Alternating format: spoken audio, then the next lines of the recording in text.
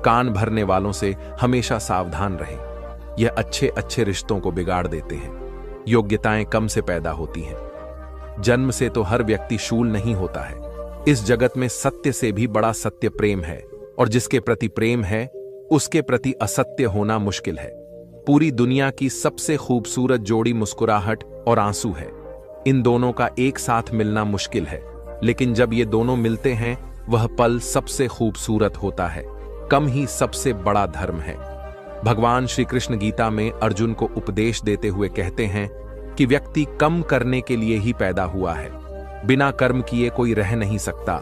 मनुष्य को परिणाम की चिंता किए बिना अपने कर्तव्यों का पालन करना चाहिए।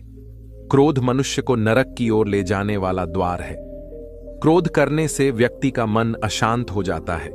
वह आवेश में आकर कई बार अपना ही नुकसान शांत कर बैठता है। भगवान श्री कृष्ण कहते हैं कि मनुष्य को क्रोध करने से बचना चाहिए। कितना भी क्रोध क्यों ना आए, स्वयं को शांत रखने का प्रयास करें।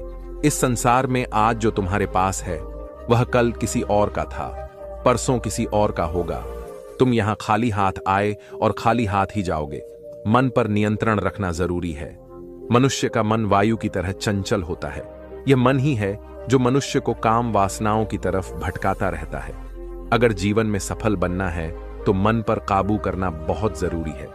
मन को वश में करने से दिमाग की शक्ति केंद्रित होती है, जिससे कार्यों में सफलता मिलने लगती है। गीता के अनुसार जिस व्यक्ति ने अपने मन पर काबू पा लिया वह मन में पैदा होने वाली बेकार की चिंताओं और इच्छाओं से भी दूर रहता है। साथ ही व्यक्ति अपने लक्ष्य को भी आसानी से प्राप्त कर लेता है। अगर मन वश में नहीं करोगे तो वह तुम्हारा सबसे बड़ा शत्रु बन जाएगा। हमेशा शक करने वाला व्यक्ति कभी शांति प्राप्त नहीं कर पाता, इसलिए संदेह करने से बचें। अधिक संदेह करने से मन की शांति भंग हो जाती है और व्यक्ति भ्रमित होकर अपने संबंधों को नष्ट कर डालता है।